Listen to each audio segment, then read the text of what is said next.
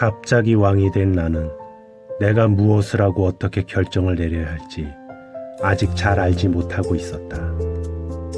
그러기에 조정일은 모두 대신들과 의논해 결정하고 있었다. 그러는 동안 나는 좀 더 공부에 열중했다. 이제 읽는 건 어느 정도 가능해졌지만 아직도 쓰는 게 문제였다. 붓글씨라는 것이 생각만큼 잘 써지지가 않았던 것이다. 아니 왜 붓으로 글씨를 쓰는 거냐고. 내가 연필을 개발하던지 해야지. 나는 글씨를 쓰다 말고 그대로 자리에 벌러덩 누워버렸다. 그런 나를 보며 치열이가 말했다. 전하, 그래도 많이 늦었사옵니다. 처음에 전하의 글씨를 보고 소신이 얼마나 놀랬는 줄 아시옵니까? 그리 명필이셨던 전하가 하룻밤 사이에 글씨가 악필이 되셨으니 누가 보면 발꼬락으로 쓴 줄 알 것이옵니다. 나는 고개를 끄덕이며 치열이를 바라보고 있었다. 아, 발꼬락? 잠시 내 눈치를 살피던 치열이가 아차 싶었는지 갑자기 헛웃음을 흘리며 말했다. 그래도 기본이 있으셔서 글씨가 참으로 힘이 넘치시옵니다, 전하. 마치 용이 승천하는 것 같사옵니다. 그치? 사실 내가 붓으로 써서 그렇지 학교 다닐 때 글씨체가 좋다는 얘기를 많이 들었거든. 안 되겠어. 오늘 당장이라도 새로운 필기도구를 개발해야지. 그건 그렇고 난 아직도 잘 모르겠어. 왜 다들 수양대군을 함부로 대하지 못하는 건지. 조선을 떠나 명나라에 있을 때도 그랬잖아. 치열이 넌 그 이유를 알고 있어? 내 말을 들은 치열이는 목청을 조금 낮추며 내게 말했다. 그야 믿는 구석이 있으니 그러는 게 아니겠사옵니까? 믿는 구석? 혹시 사병을 말하는 것이냐? 사병이야 이미 정리된 것 아니었어? 혹시 아직 사병을 거느리고 있는 거야? 이것들이 왕명을 씹다 버린 껌딱지로 하나. 내 이것들을 당장. 내 반응에 깜짝 놀란 치열이는 손사래까지 치며 말했다. 아니옵니다, 전하. 이미 사병은 모두 정리됐사옵니다. 수양대군은 물론이고 안평대군 역시 사병을 의금부에 모두 귀속시켰사옵니다. 그런데 뭐가 문제인데? 전하, 정말 모르시옵니까? 말 돌리지 말고 어서 말해보라니까? 내가 뭘 모른다는 것이냐? 치열이는 잠시 뜸을 들이다 뭔가 대단한 거라도 가르쳐주는 듯한 표정을 지으며 말했다. 수양대군에겐 귀혼대가 있다고들 하옵니다. 그러기 때문에 누구도 수양대군을 함부로 대하지 못하는 것이옵니다, 전하. 귀혼대? 그것이 무엇이냐? 그제서야 치열이도 어이없다는 표정을 지으며 말했다. 아, 정말 모르시는구나. 전 알고 계시는 줄 알고 소신이 기억을 잃으셨다는 걸 깜빡했사옵니다. 이놈! 자꾸 딴소리 할 것이냐? 송구하옵니다, 전하. 치열이의 말을 듣고 있자니 뭔가 현실성이 떨어진다는 생각이 들었다. 지금 치열이가 하고 있는 말은 딱 무협 소설에서나 읽었을 법한 이야기들이었다. 아마도 떠돌아다니는 소문을 듣고 이러는 것 같다는 생각이 들었다. 이야기라는 게 다 뜬금없는 것이라는 걸 나는 잘 알고 있었다. 학창시절 언제나 내 주위엔 그런 뜬금없는 소문들이 나를 따라다녔기 때문이었다. 그런 소문을 듣고 사람들이 수양대군을 두려워하고 있었던 것이냐? 더구나 백두산 호랑이라고 불리는 좌상 역시? 절대 이것이 뜬 소문이 아니옵니다, 전하. 선왕께서도 귀혼대를 무척 경계했사옵니다. 알았으니 그 얘긴 이제 그만하거라. 전하! 나는 더 이상 그런 말은 듣고 싶지 않았다. 귀혼대라니. 허무맹랑한 말이 아닐 수 없었다. 아마 한 명이라는 자가 이런 소문을 만들어내지 않았을까 하는 생각이 들었다. 치열이 말대로라면 그들이 왜 여지 가만히 있었겠는가. 벌써 골담을 넘어도 골백 번은 넘고도 남았을 것이다. 그래도 못 들었으면 몰라도 들은 이상 한번 확인해보고 싶었다. 도부장은 밖에 있는가? 예, 전하. 안으로 들라. 나는 도부장을 보며 물었다. 도부장도 귀온대를 아는가? 귀온대라는 말에 도부장의 시선이 나를 향했다. 그러다 자신의 무례를 깨달은 듯 다시 고개를 숙이며 말했다. 예, 알고 있사옵니다, 전하. 그 집단의 무력이 대단하다 들었다. 그게 사실인가? 소신 역시 그들의 실체를 알지 못하옵니다. 단지 고려 때부터 내려온 비밀 조직이라는 사실과 개개인의 능력이 출중하다고 들었사옵니다. 다른 사람도 아닌 도부장이 이렇게까지 말할 정도라면 갑자기 생각이 깊어졌다. 나는 도부장을 보며 다시 물었다. 만약 그들이 골담을 넘는다면 어찌 되겠느냐? 내 말에 도부장은 주저없이 대답했다. 그들은 모두 죽게 될 것이옵니다, 전하. 도부장이 단호하게 말하자 더욱 믿음직스러워 보였다. 나는 다시 한번 물었다. 소문대로라면 만만한 자들이 아닐 텐데 평범한 병사들로 어찌 그들을 상대할 수 있겠는가? 이미 선왕께서 그런 일을 대비하여 준비를 해 두셨사옵니다. 뭐? 아바마마께서? 예, 전하. 선왕께서도 귀온대를 경계하였나이다. 그 속깊음에 다시 한번 가슴이 먹먹해왔다. 나는 눈가를 훔치며 도부장에게 물었다. 그건 그렇고 내가 시킨 일은 어떻게 되었느냐? 소재를 파악한 후 사람을 붙여두었사옵니다, 전하. 그런데 문지기 따위의 뒤를 캐라 하신 이유를 여쭤봐도 되겠사옵니까? 나는 대답 대신 다시 물었다. 역시 문지기를 하고 있었군. 그자에 대한 평판은 어떠한가? 사람들은 그자를 칠삭둥이라 부르며 멸시했나이다. 그자 역시 그런 멸시를 익숙하게 받아들이고 있었사옵니다. 그 말을 듣자 나도 모르게 웃음이 나오고 말았다. 도부장은 그런 나를 모르겠다는 표정으로 바라보고 있었다. 나는 그런 도부장을 보며 말했다. 칠삭둥이 한 명애가 누군지 궁금하다는 말이지? 그자는 천하를 손바닥 위에 올려놓고 있는 자일세. 내 말을 들은 도부장은 더욱 모르겠다는 표정을 짓고 있었다. 그런 도부장을 보며 나는 호쾌한 목소리로 말했다. 도부장, 지금 당장 칠삭둥이 한 명이를 내 앞에 데리고 오게. 정말 그자가 내가 알고 있는 그 칠삭둥이 한 명인지 내 직접 알아볼 것이니. 알겠사옵니다, 전하.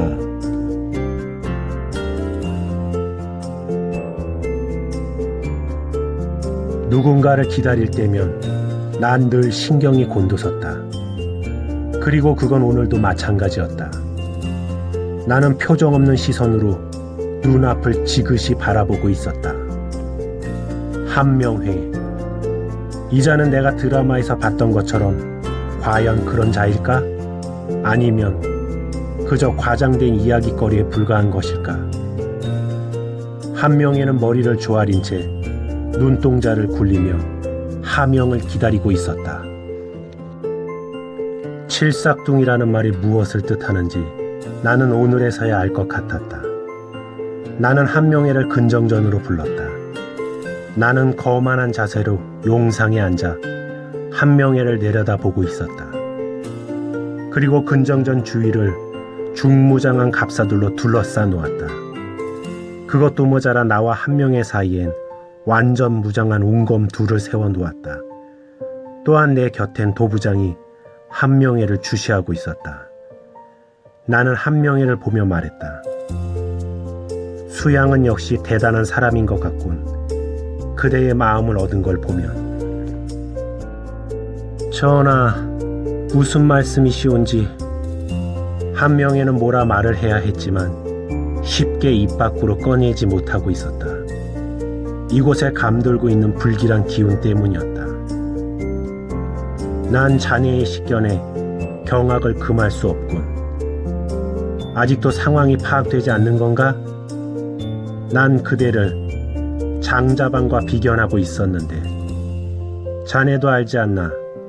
칼은 칼집에 있을 때 무서운 거지 뽑고 나면 더 이상 무섭지 않다는 사실을. 고개를 숙이고 있던 한명회의 눈동자가 심하게 흔들리고 있었다. 누군가 자신을 인정해 준다는 건 가슴 뛰일 만큼 설레는 일이었다. 하지만 그 상대가 나의 적일 때는 상황은 달라진다. 나는 최대한 뜸을 들였다. 원래 이런 싸움은 조급한 놈이 지는 법이다. 나는 앞에 누워있던 두루마리를 펼쳤다.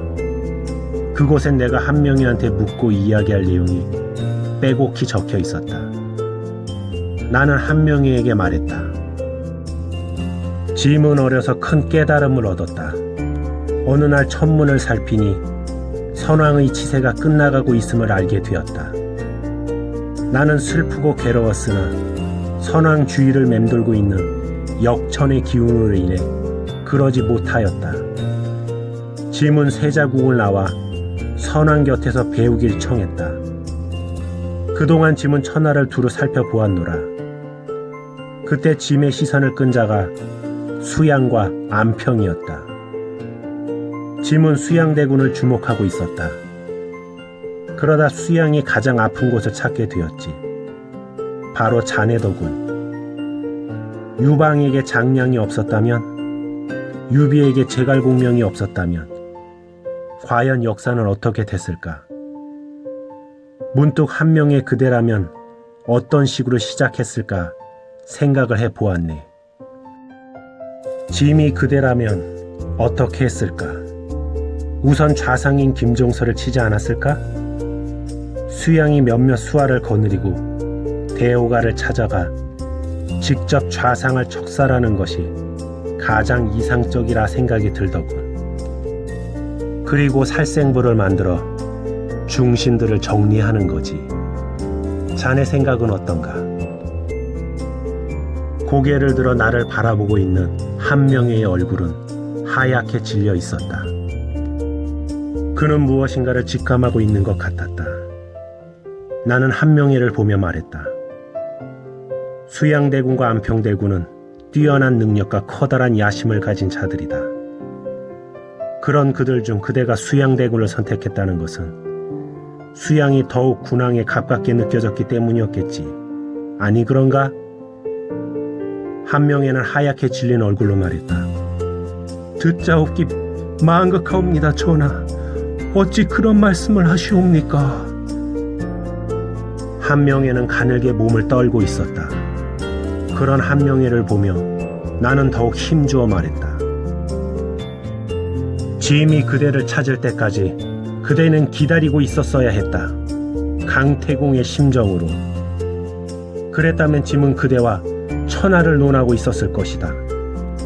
스스로 주인을 찾겠다고 나선 것이 자네에겐 오히려 악수가 되었군. 안타까운 일이다. 하지만 어쩔 수 없지 않은가. 이 모든 게 사직을 위한 것이니. 한명의 그대는 이곳을 나가는 즉시 죽게 될 것이다. 허나 짐이 한 가지 약속해 주겠노라. 그대의 식솔과 가문은 무사할 것이다. 내 말을 들은 한명의 몸이 무너져 내렸다. 그리고 오열하기 시작했다. 주상 전하, 성은이 망극하옵니다. 역시 죽음 앞에서 담담할 수 있는 사람은 없었다. 상선 말대로 가진 게 많고 포부가 클수록 삶에 대한 집착 역시 크다고 했다. 나는 전날 상선과 함께 한명회에 대하여 또 그를 어찌 다루어야 할지에 대해 논의했다. 상선은 치열이와는 그 레벨이 확연히 달랐다. 그는 인물이 속해 있는 숲을 볼 줄 아는 사람이었다. 그리고 한명회와의 만남은 성공적이라는 생각이 들었다. 나는 마지막으로 물었다. 짐에게 마지막으로 할 말이 있다면 해보아라. 짐은 그대의 말을 귀담아 들을 것이다. 이제 공은 한명희에게 넘어갔다. 나는 그가 어찌 나올지 솔직히 궁금했다. 나에게 손을 내밀지 아니면 죽음을 택할지. 한명희는 입안에 맴돌고 있는 말을 쉽게 입 밖으로 꺼내지 못하고 있었다. 분명 그의 눈빛이 흔들리고 있었다. 그는 마음의 결정이 선 듯 머리를 조아리며 말했다. 금수조차 자신을 알아주는 주인을 위해 목숨을 바치나이다. 하물며 인간으로 태어나 어찌 자신을 알아주는 주인을 위해 죽기를 두려워하겠나이까. 소신 늦게나마 전하를 배웠고 소신을 이리도 중히 여겨주시니 당장 죽는다 하여 어찌 여한이 있겠나이까. 다만 학문을 익힌 자로서 몸소 충을 행하지 못함이 천추의 한일 따름이옵니다. 전하. 어찌 보면 넘어온 것 같기도 하고 아닌 것 같기도 했다. 어쨌든 내가 원하는 답은 이것이 아니었다. 상선처럼 확실한 대답이었다. 나는 두 눈을 감았다. 잠시 후 나는 눈을 뜨며 비통한 표정을 지으며 말했다. 내 기대가 너무 컸나 보군. 자네 뜻이 그렇다면 어쩔 수 없지. 그럼 나가보게. 내 말을 들은 한명희의 얼굴에 당혹감이 묻어나고 있었다. 분명 살고 싶어 죽겠다는 의지가 자기도 모르게 표출되고 있는 것 같았다. 나는 그런 모습이 싫었다. 나는 아까와는 전혀 다른 표정과 목소리로 말했다. 내 이놈! 살고 싶은 것이냐? 그렇다면 너의 진심을 보여야 할 것이다. 나의 말과 손짓에 도부장은 동시에 검을 뽑아 들었다. 시퍼런 칼날이 한명희의 목줄기를 겨누고 있었다. 칼날이 사선으로 천천히 올라가고 있었다. 그리고 사선을 그으려는 순간 한명희의 다급한 외침소리가 들려왔다. 수양대군이 바로 귀혼주옵니다, 전하. 귀혼주라는 말에 상선과 치유리를 비롯해 도부장 역시 크게 놀란 듯 움찔하는 모습이 보였다. 도대체 귀혼주가 뭔데 이 난리들이야? 나는 그것이 뭔지 몰랐으므로 담담한 표정으로 한명희를 바라보고 있었다.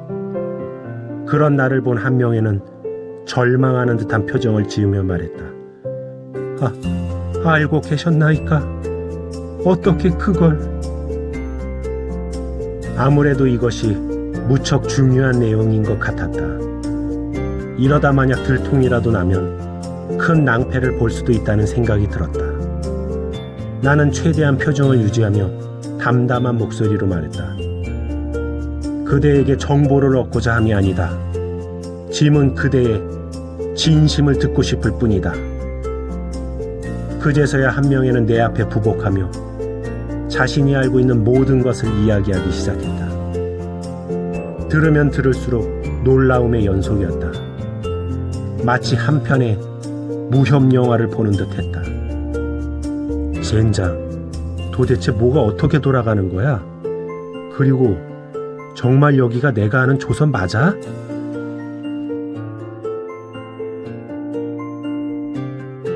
그날 밤 침전에 든 나는 쉬 잠이 오지 않았다. 내가 생각했던 것 이상으로 상황이 복잡해졌기 때문이었다. 왜 문종 임금이 그렇게 수양대군을 견제하면서도 마지막까지 손을 대지 못했는지 그 이유를 알게 되었기 때문이었다. 그만큼 귀연대는 두려운 존재였다.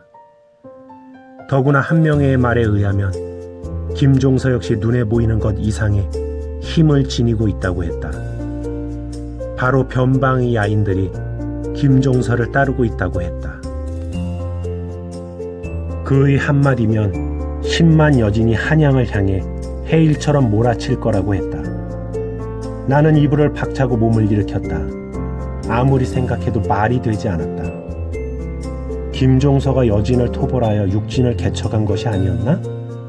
그랬다면 서로는 원수가 되어야 옳았다. 그런데 어째서? 의문은 꼬리에 꼬리를 물고 있었다. 나는 드라마를 볼 때 이런 내용을 본 적이 없었다. 아니, 들은 적도 없었다. 더구나 김종서에겐 화천이라는 또 다른 힘이 있다고 했다. 젠장, 도대체 뭐가 잘못된 거야? 드라마가 잘못된 거야? 아니면 내가 알고 있는 역사가 잘못된 거야?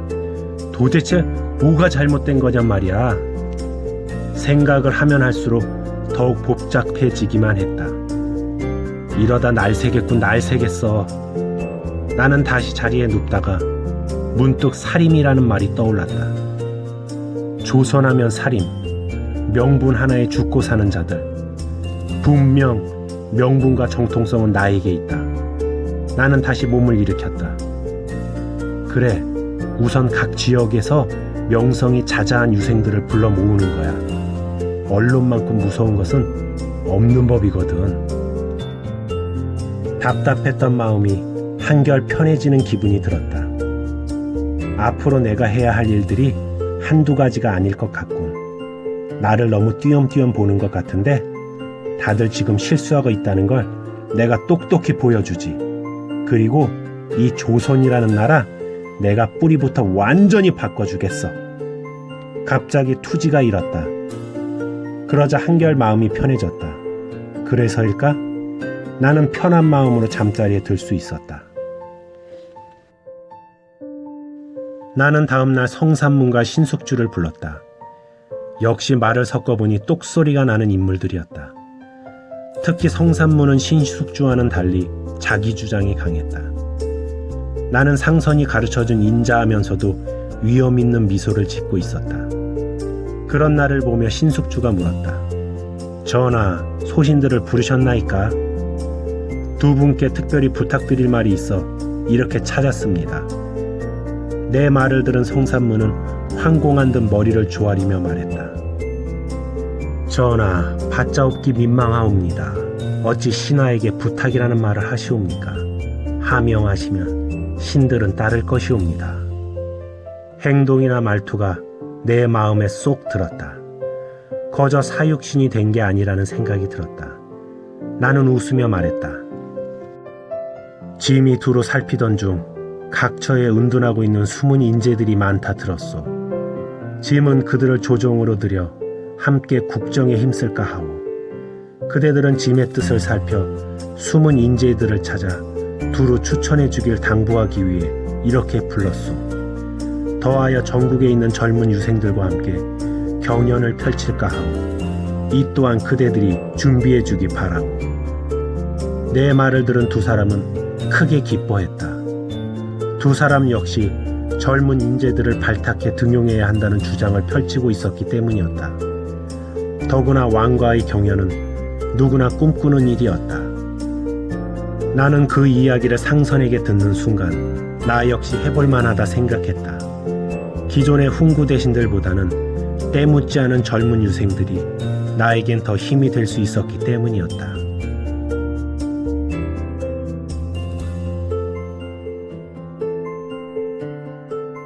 한편 산골 작은 마을 하나가 죽음과도 같은 공포에 휩싸이고 있었다.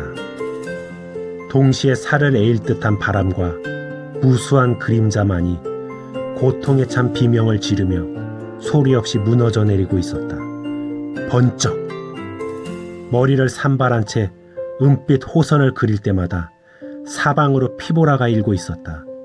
쓰러지는 자들은 자신이 왜 죽어야 하는지도 알지 못한 채 그저 불신이 가득한 눈빛을 흘리며 차가운 대지 위에 쓰러지고 있었다. 사내의 냉막한 눈동자엔 어떠한 감흥도 느껴지지 않고 있었다. 이미 그의 전신은 죽은 자들이 흘린 검붉은 피로 붉게 물들어 있을 뿐이었다. 바로 그때였다. 멈춰라! 어느새 나타난 관군들이 머리를 산발한 흑살의 주위를 에워싸고 있었다. 하나같이 흉갑으로 무장한 정병들이었다. 마을에 도착한 관군의 눈에 비친 모습은 그야말로 처참했다.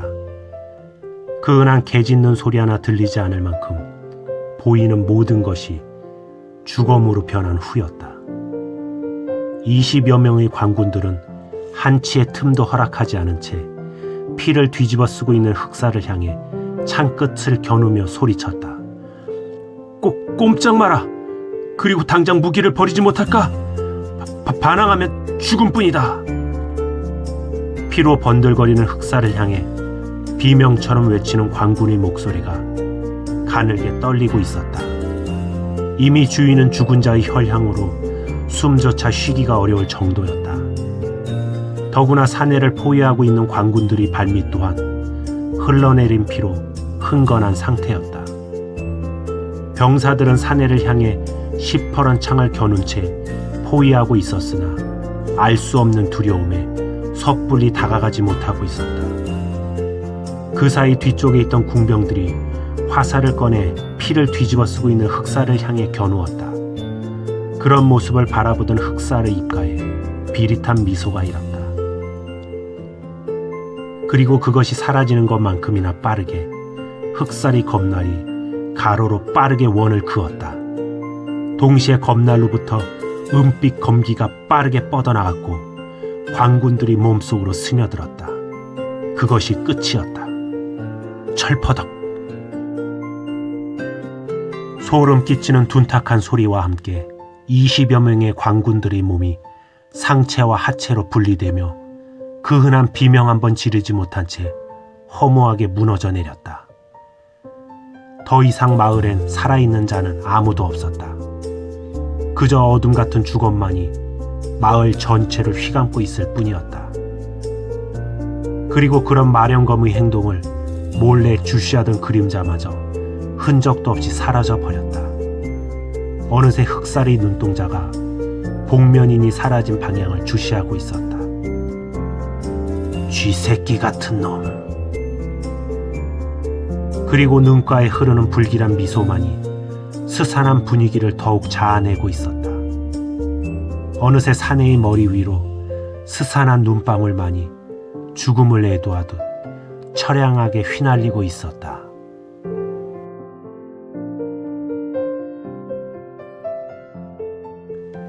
나는 병조 판서를 불렀다. 나와 도성을 호위하고 있는 병력의 상태가 궁금했기 때문이었다. 잠시 후 병조 판서가 들었다. 부르셨사옵니까, 주상 전하? 그래, 어서 드시오. 내 병판에게 물어볼 것이 있어 이렇게 보자고 했소. 병판은 더욱 머리를 조아리며 내게 말했다. 하명하옵소서 전하. 나는 조금 들떠 있었다. 그런 내 기분을 병판도 느꼈는지 슬쩍 고개를 들어 내 표정을 살폈다. 그러다 나와 눈이 마주치고 말았다. 순간 내 표정이 굳어졌고 병판은 놀라 고개를 숙였다. 잠시 어색한 침묵이 흘렀다. 병판은 들라. 하명하옵소서 전하. 나는 잠시 뜸을 들였다. 그래야 될 것 같았기 때문이었다.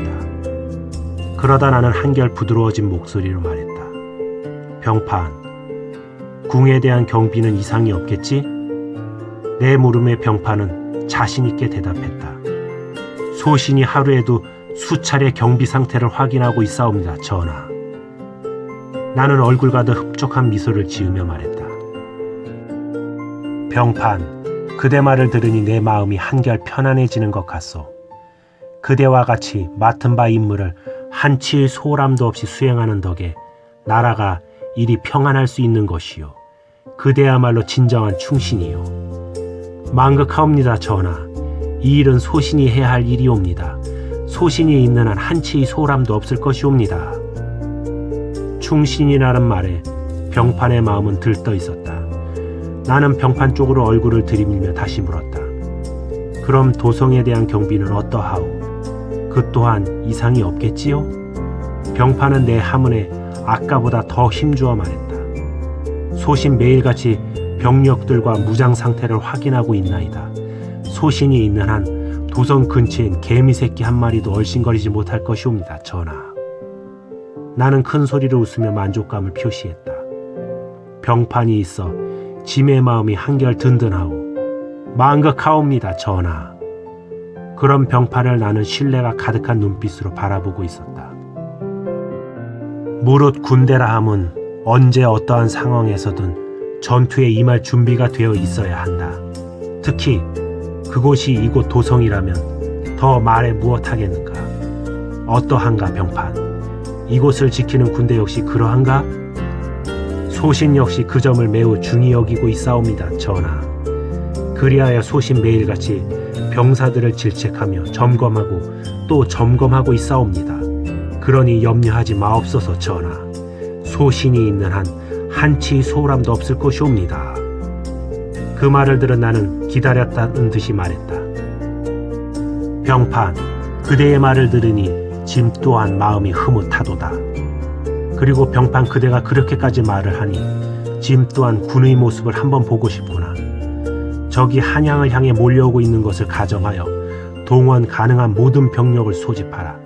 집결 시간과 병력의 규모 그리고 개개인의 무장 상태를 내 친히 확인할 것이다. 내 말을 들은 병판의 눈이 놀라 커졌다. 이런 상황을 꿈에도 예상치 못했기 때문이었다. 그런 병판을 보며 나는 다그치듯 말했다. 병판은 무엇을 하는가? 당장 나가 짐의 명을 수행하지 않고. 병판은 황망히 머리를 조아리며 말했다. 망극하옵니다, 전하. 즉시 어명을 따르겠나이다. 대전을 나서는 병판의 발걸음이 급해 보였다. 병판이 대전문을 닫고 돌아섰을 때 병판의 뒤통수에 대고 나는 마지막 쐐기를 박았다. 군은 언제든 출동 가능한 상태를 유지하고 있어야 한다. 특히 짐을 호위하는 군대라면 더욱 그러해야 한다. 만약 그렇지 못하다면 내 결단코 그냥 넘어가지 않을 것이다. 대전을 나선 병판은 병조를 향해 미친 듯이 뛰기 시작했다. 이미 체면이고 뭐고 없었다. 1분이 1초가 급한 상황이었다. 병조에 도착한 병판은 병조에서 일하고 있는 모든 인원을 불러놓고 말했다. 지금 당장 병부에 오른 자들을 모두 소집하거라. 특히 무장 상태를 꼼꼼히 살펴야 할 것이다. 만약 소홀한 점이 발견될 시 그 죄를 군율로서 다스릴 것이다. 명령이 떨어졌음에도 모두는 두 눈만 깜빡이고 있을 뿐 움직이는 자가 없었다. 바로 그때 수하 중 한 명이 나서며 물었다. 병판 나으리, 그러니까 언제까지 소집하라는 건지 정확한 날짜를 좀 가르쳐 주시옵소서. 그 말을 들은 병판은 갑자기 미친놈처럼 자신에게 질문을 한 수하를 두들겨 패기 시작했다. 이런 미친 새끼가 죽고 싶어 환장을 했나? 말할 때 뭐하고 이제 와서 개소리야? 그렇게 얼마나 시간이 지났을까? 손찌검은 멈췄지만 병판은 아직도 분이 풀리지 않은 듯 주위를 둘러보며 씩씩거리고 있었다. 내 말 잘 듣거라. 잠시 후에 주상전하께서 친히 병력들을 점검한다고 하셨다. 만에 하나 조금이라도 잘못될 시에는 내 반드시 그놈을 군율로서 처단할 것이다. 죽고 싶지 않으면 빨리 움직이란 말이다. 일이 잘못되면 나만 죽을 것 같으냐? 이놈들도 모두 같이 죽게 될 것이다. 내 말 알아들었으면 빨리 움직이란 말이야. 그제서야 상황을 파악한 병조의 관리들이 미친놈들 마냥 뛰쳐나가기 시작했다. 자칫 자신들의 모가지가 날아갈 수도 있음을 깨달았기 때문이었다. 한편 궐 안과 밖이 들썩이고 있었다. 난데없이 중무장한 병력들이 도성 안과 밖을 이리저리 뛰어다니는 모습이 여기저기서 목격됐기 때문이었다. 이 소식은 수양대군과 김정서의 귀에까지 들어가게 되었다. 두 사람은 경악할 수밖에 없었다. 두 사람은 상황을 파악하느라 분주하게 움직이고 있었다.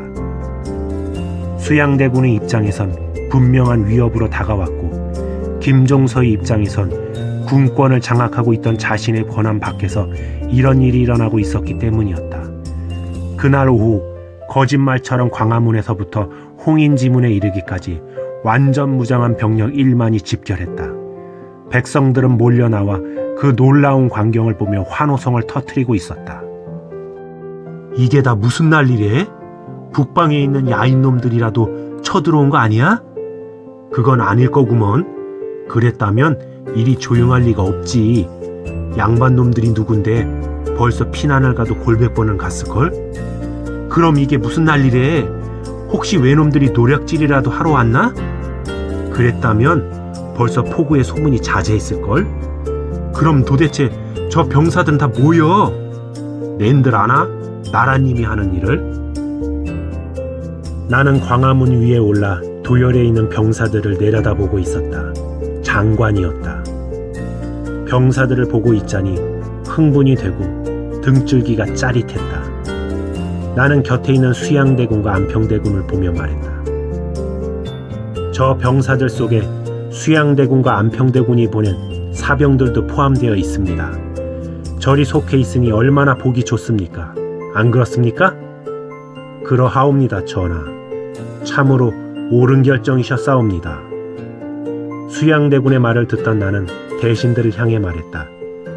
종친들은 남고 대신들은 나를 따르라. 나는 광화문을 내려와 병사들이 도열해 있는 곳으로 향했다. 가까이에서 본 병사들의 모습은 내가 생각했던 그런 용맹한 병사들의 모습이 아니었다. 그들은 늙고 왜소한 사람이 아니면 아주 어린 아이들이었다. 과연 이런 사람들이 말 위에서 나고 자란 유목민이나 노략질을 업으로 삼는 왜구들을 상대할 수 있을까? 하는 의문이 들었다. 그때 병사들 주위로 모여들고 있는 백성들의 모습이 보였다. 그러다 어느 순간 임금인 나를 확인한 백성들이 맨바닥에 무릎을 꿇고 머리를 조아리기 시작했다. 그제서야 내 자신이 단 한 번도 궁궐 밖으로 나가본 적이 없음을 깨달았다. 더구나 눈에 보인 백성들은 하나같이 누추하고 고단해 보였다. 이런 저들이 조선의 국민이며 나의 백성이라는 사실에 가슴이 먹먹해왔다. 어떻게 해야 저들을 가난과 무지에서 벗어나게 할 수 있을지 나는 처음으로 진지하게 생각해 보았다. 나는 이들 앞에서 무슨 말이든 해야겠다고 생각했다. 나는 앞에 서 있던 우마차 위로 뛰어 올라갔다. 그 모습을 본 대신들이 크게 놀라며 나를 말리려 모여들었다.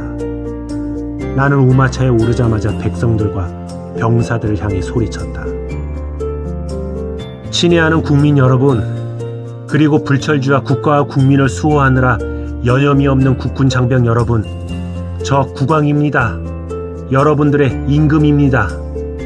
이렇게 여러분들을 만나뵙게 되어 반갑습니다. 하지만 이런 나의 행동에 백성들은 더욱 몸을 움츠렸고 병사들의 표정은 더욱 경직되어 갔다. 내가 그런 모습을 멍하니 바라보고 있을 때 곁으로 다가온 영의정 황보인이 내게 말했다. 주상전하, 국왕의 위용을 지키소서. 백성들이 보고 있나이다. 나는 주위를 둘러보았다.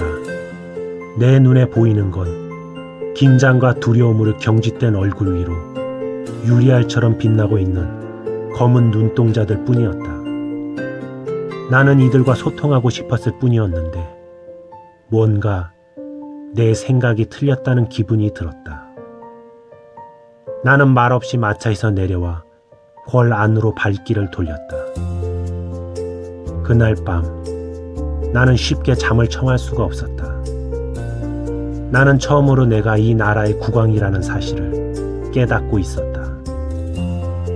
나는 궐이라는 작은 세계에 갇혀 백성들의 고단한 현실을 보지 못하고 있었는지도 몰랐다. 그래, 직접 보지 않고 어찌 알겠어. 다음 날 아침, 나는 산책을 하며 곁에 있던 도부장에게 물었다. 도부장, 예, 전하. 그대가 조선 제일검이라 들었다. 그대 혼자서 100명을 상대할 수 있다고 하던데 사실인가? 비록 검을 업으로 삼아왔으나 소신의 무예는 그리 대단한 것이 아니옵니다. 천하엔 저보다 뛰어난 자들이 넘치고 넘치옵니다. 도부장 그대는 겸손하기까지 하구나. 그래서 난 도부장이 좋네. 망극하옵니다, 전하. 나는 잠시 걸음을 멈춘 채 도부장을 바라보았다.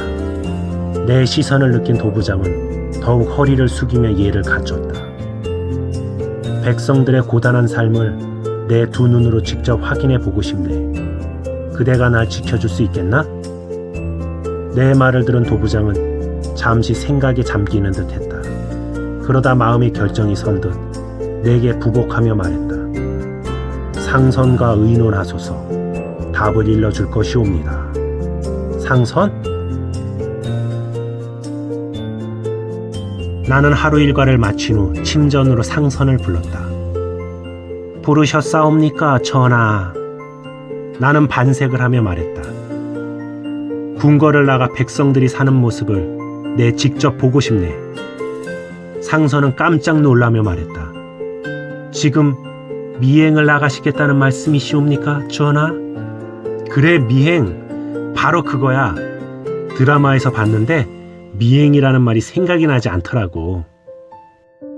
이런 내 말을 들은 상선은 심각한 표정을 지으며 말했다. 불가하옵니다, 전하. 아직도 불충한 무리들이 남아 있사옵니다. 궁궐 밖은 위험하옵니다. 나는 아무렇지도 않다는 듯 웃으며 말했다. 그러니까 상선을 부른 거잖아. 상선이 날 지켜주면 되지. 난 백성들이 사는 모습을 꼭 봐야겠어. 상선이 끝까지 못한다고 고집을 부리면 난 다른 방법을 찾을 수밖에 없어. 도부장만 데리고 몰래 나갈지도 몰라. 그래도 괜찮겠어? 그제서야 상선도 어쩔 수 없다는 표정을 지으며 내게 말했다. 잠시 소신을 따라오시지요. 나는 상선을 따라 침전 앞들로 나왔다. 나는 주위를 한번 둘러보다가 상선에게 왜 이곳으로 왔는지 물어보려는 순간 상선이 갑자기 휘파람을 불었다. 순간 10여 명의 인형이 거짓말처럼 내 앞에 나타났다. 그들은 나타난 것만큼이나 빠른 동작으로 내 앞에 부복했다. 나는 놀라 커진 눈으로 상선을 바라보고 있었다. 뭐야, 이 사람들은? 내 질문에 상선은 허리를 조아리며 말했다. 수호자들이옵니다, 전하. 이들은 전하를 호위하는 임무를 띠고 있사옵니다. 전하가 있는 곳에는 언제나 이들도 함께하고 있었사옵니다, 전하. 수호자라고? 나는 호기심 가득한 눈빛으로 그들을 살펴보고 있었다. 난 이들이 내 주위에 있는지 전혀 몰랐는걸. 그리고 이 사람들 지금 하늘에서 날아온 거 맞지? 상선은 웃으며 허리를 조아렸다. 이들의 존재를 아는 사람은 도부장과 저 두 사람뿐이옵니다. 이들은 전하를 호위하기 위해 선왕께서 비밀리에 육성한 자들이옵니다, 전하. 아바마마께서? 문종을 떠올리자 또다시 명치끝이 아려왔다. 이렇게까지 나를 걱정하고 있었다니.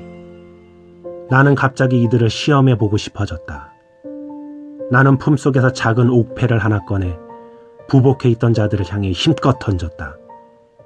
그런데 놀랍게도 고개도 들지 않은 채 날아오는 옥패를 한 손으로 움켜잡았다. 마치 한 편의 무협영화를 보는 것 같았다. 우와, 정말 이런 게 가능하구나. 그럼 이 사람들 장풍도 날리고 막 도술도 부리고 그러나? 내 무릎에 상선은 난처한 듯한 표정을 지으며 말했다. 송구하오나 도인들 중에는 그런 경지에 오른 이들도 있다고는 하나 아직 이들은 그 정도는 아니옵니다, 전하. 나는 부복해 있는 이들을 향해 말했다. 모두 일어나거라. 그런데 그들 중 유별나게 체구가 왜소한 자가 있었다. 얼핏 봐도 내 또래 같아 보였다. 나는 그 아이에게 다가가며 말했다. 너는 아직 어린애 같은데 고개를 들어보거라. 내 말에 체구가 왜소한 자가 고개를 들었다. 순간 나는 너무 놀라 나도 모르게 소리를 치고 말았다. 소영아! 소영이를 본 순간 나도 모르게 소영이의 양 어깨를 부여잡았다. 그런 나를 소영이는 날이 선 눈으로 노려보고 있었다. 어느새 소영이의 손이 자신의 허리춤에 있는 칼날 손잡이를 잡고 있었다. 바로 그때였다. 찰싹! 어느새 다가온 상선이 소영이의 뺨을 후려치며 말했다. 무엄하구나. 내가 너를 그리 가르쳤더냐. 상선의 말을 들은 소영이는 황망히 무릎을 꿇고 머리를 조아렸다. 그런 모습을 본 나는 깜짝 놀라며 소영이를 부축하며 말했다. 괜찮아 소영아? 나는 상선을 노려보며 말했다. 이게 무슨 짓입니까? 왜 힘없는 여자아이를 때리고 그러세요? 내 말에 상선이 황망히 대답했다. 송구하옵니다 전하. 머리를 조아리던 상선이 수호대를 향해 말했다. 너희들은 물러가 있거라. 상선의 명이 떨어짐과 동시에 수호대는 나타난 것만큼이나 빠르게 사라졌다. 나는 두 눈을 뜨고 있었음에도 그들이 어떻게 사라졌는지 정확히 알지 못했다. 잠시 후 상선이 나에게 말했다. 주상전하, 그런데 어찌 저 아이를 아시옵니까? 그것이... 나는 뭐라 대답해야 할지 생각이 나질 않았다. 더구나 아까 소영이의 표정을 봤을 때 소영이는 나를 전혀 모르는 것 같았다. 내가 뭐라 대답을 하지 못하고 있자 상선이 대신 대답을 했다. 저 아이는 산도라는 아이옵니다. 듣기는 하나 말은 할 줄 모르옵니다. 본시 야인 출신으로 세종대왕 때 최윤덕 장군이 사군을 개척하는 과정에서 수많은 야인들을 노예로 잡아왔사옵니다.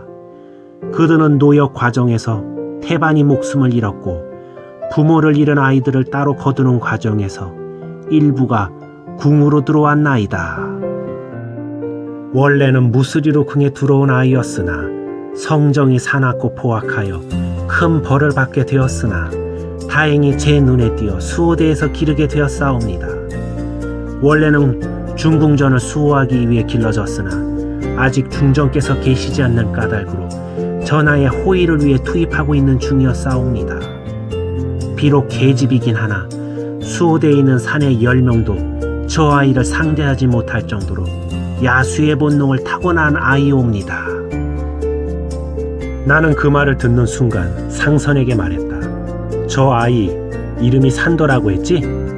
예, 전하. 미행 나갈 때 저 아이를 내 곁에 두겠어. 산도 말이야. 그 말을 들은 상선이 난처한 표정을 지으며 말했다. 그건 불가하옵니다, 전하. 왜 안 된다는 건데? 전하도 보시지 않으셨사옵니까? 저 아이의 눈빛을. 결코 전하에게 복종하지 않을 것이옵니다. 소신이 저 아이의 뺨을 때린 것은 망극하게도 전하를 향해 검을 잡았기 때문이옵니다. 그간의 가르침이 헛됐음을 보여준 것이옵니다. 그 죄를 물을 것이옵니다. 나는 별일 아니라는 듯한 표정을 지으며 말했다. 상선, 놀래서 그런 겁니다. 그리 나쁜 아이는 아니라니까요. 그러니까 너무 곡해하지 마시고 미행 나갈 때 저 아이를 붙여주세요. 그리고 산도 저 아이 일당 100이라면서요. 경호원으로 딱이네 딱. 내 고집에 상선도 어쩔 수 없었는지 조건을 붙였다. 그러시다면 미행을 나가셨을 때 소신이 짜놓은 동선으로만 이동하시겠다고 약속하실 수 있겠사옵니까 전하? 나는 마지못한 척하며 상선의 조건을 받아주었다. 알겠습니다. 상선께서 이렇게까지 얘기하는데 그 정도는 들어줘야죠. 망극하옵니다, 전하. 그럼 그렇게 알고 준비를 하겠사옵니다. 그날 이후 상선은 걱정쟁이가 되고 말았다. 상선 눈엔 내가 한두 살 먹은 어린아이처럼 보이는지 모든 일에서 눈을 떼지 못하고 있었다. 한편으론 귀찮기도 했지만 그런 상선의 마음이 고맙기만 했다.